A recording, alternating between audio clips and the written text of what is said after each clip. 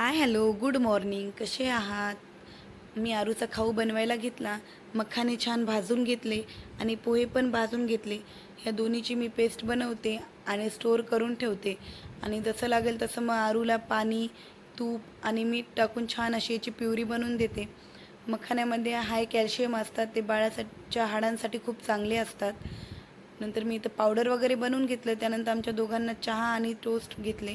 मस्त चहा आणि टोस्ट एन्जॉय केलं. नंतर पोहे बनवले, पोहे खाल्ले आणि आज संडे मॉर्निंग एकदम हळू माझं रुटीन चालू होतं, एकदम निवांत असं. नंतर माझं छान आवरलं आणि कामं वगैरे उरकले आणि मी आईकडं जायला निघाले. आरूला खूप छानसं तयार केलं आहे बघा. आरू मस्त कॅप घालून रेडी होती आणि पाऊस पण चालू झालेला.